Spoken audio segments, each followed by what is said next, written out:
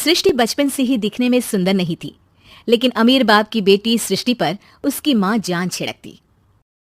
मेरी बेटी कितनी प्यारी है, भगवान सबको सृष्टि जैसी बेटी दे। सृष्टि धीरे धीरे बड़ी होती है। एक दिन सृष्टि की सहेली कहती है, तू दिखने में कितनी अजीब सी है, लेकिन मैं जानती हूँ हम सब में सबसे अच्छी शादी तो तेरी ही होगी। तेरे पापा अमीर जो है। और बता नहीं सकते यार, दहेज तो हर कोई देता है, ये क्या ज्यादा ले जाएगी अपने पति के लिए? अरे बड़े शहर में कोठी है इसके पापा की। अरे पापा की है ना, कौन सी इसकी है? इसकी होती तब तो कोई भी लड़का इससे शादी कर लेता। अरे पापा की मतलब पापा की है तो मेरी ही है ना? किसने कहा? अब तेरी तो तब होगी ना जब तेरा भाई ना हो। वैसे भी शादी के बाद सारी प्रॉपर्टी भाई के नाम होती है। सृष्टि समझ जाती है कि उसे किसी भी हालत में माँ बाप की सारी प्रॉपर्टी को अपने नाम करना है, लेकिन कैसे? एक दिन सृष्टि का भाई शीनू कहता है, बहन क्या कर रही है? तुझसे एक बात करनी है। अरे हाँ हाँ करना, मैं तो तेरी बहन हूँ। बहन मेरी लाइफ में ना एक लड़की है, बहुत अच्छी है। मैं सोच रहा हूँ माँ और पापा से बात करूँ शादी के लिए। सृष्टि को समझ में आ जाता है कि भाई की शादी होते ही भाभी उसे एक दिन भी घर में बर्दाश्त नहीं करेगी। क्या बात है भाई, बताना कौन है वो? यार वो बहुत अच्छी लड़की है, पढ़ी लिखी है, मेरे साथ जॉब भी करती है। बस एक प्रॉब्लम है। हाँ प्रॉब्लम? क्या प्रॉब्लम है भाई? यार वो शादीशुदा है, लेकिन उसके पति ने उसे सिर्फ इसलिए छोड़ दिया क्योंकि उसके माँ बाप दहेज नहीं दे पाए।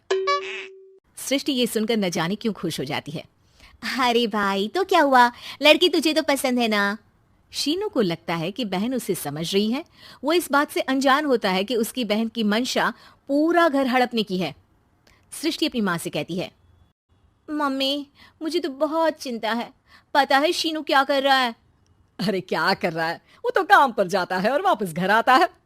नहीं ना माँ, वो यही तो नहीं कर रहा, बाकी सब कर रहा है। आपको पता है उससे प्यार है, और वो भी एक शादीशुदा लड़की से। ये क्या हो गया? मैं सोसाइटी में क्या मुंह दिखाऊंगी? अरे तेरे पापा तो यही कहेंगे कि मैंने ही उसे बिगाड़ दिया है। माँ देखो, मेरी बात मानो, पापा पर भी विश्वास करने की जरूरत नहीं है।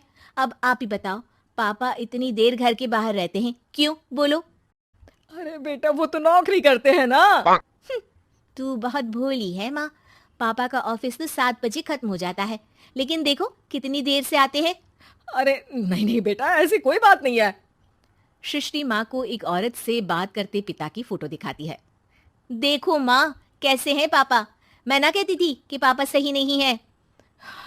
मैं तेरे पापा से बात करूंगी, दे फोटो मुझे। ओ माँ वो तो डिलीट हो गई। लेकिन चल, तूने तो देख लिया ना, पापा से बाद में बात कर लेना, और हाँ मेरा नाम बिल्कुल मत लेना। हाँ माँ। अब क्या था, सृष्टि के माँ और पिता के बीच झगड़ा होना शुरू हो जाता है। सृष्टि के मन में क्या चल रहा था कोई नहीं जानता था। एक दिन, माँ सृष्टि के लिए एक लड़का देखा है, वो लोग शाम को उसे देखने आने वाले हैं। और हाँ माँ, एक खुशखबरी, मैं और पापा मिलकर एक नया बिजनेस ट्राई कर रहे हैं। शाम को लड़का आता है, सांवले रंग का। सृष्टि को तो बिल्कुल भी पसंद नहीं आता। लड़की की माँ कहती है, लड़की का चेहरा तो कोई खास नहीं, लेकिन अगर मेरे बेटे को आप लोग सेटल कर दें तो मैं उसकी शादी आपकी बेटी से करवा दूं। सृष्टि को लड़का बिल्कुल पसंद नहीं था। उसे भाई पर गुस्सा आ जाता है। लड़के वालों के जाने के बाद कहती है, माँ देखा शीनू मेरे लिए कैसा लड़का लेकर आया, न दिखाने लायक न सुनने लायक, सेटल भी नहीं, वो भी हम करे।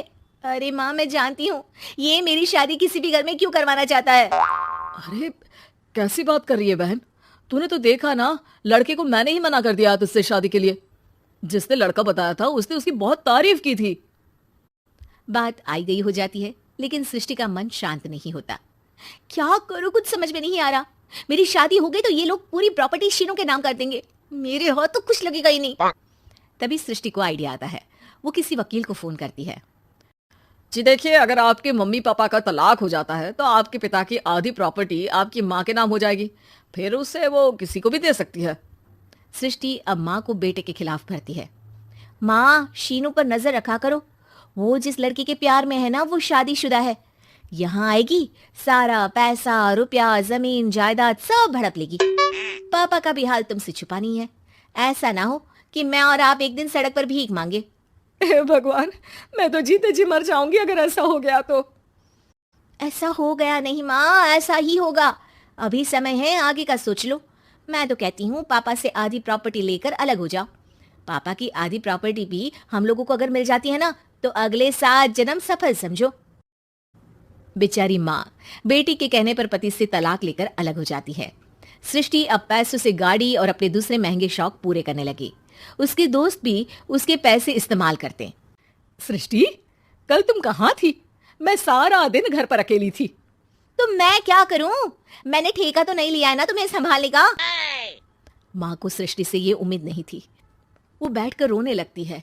वहीं उसका पति यानी कि सृष्टि के पिता आ जाते हैं। मैं जानता था कि तुम्हारा यही हाल होगा, तो आपने मुझे रोका क्यों नहीं? मैं रोकता तो तुम रुकती क्या? सृष्टि के कहने पर तुमने मुझ पर अपने बेटे पर शक किया, लेकिन तुम ये भूल गई कि कैसे हम दोनों ने मिलकर जीवन में इतना सब खड़ा किया। माँ पति के गले लग जाती है। मुझे माफ कर दीजिए, मैंने आपकी कमाई का एक बड़ा हिस्सा गवा दिया। कोई बात नहीं, तुम साथ हो तो मैं ऐसी 7 प्रॉपर्टी खड़ी कर दूंगा। तभी वहां सृष्टि आ जाती है रोते हुए। माँ, मयंक ने मुझे छोड़ दिया।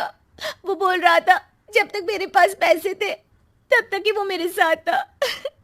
पापा, माँ, मुझे माफ कर दीजिए।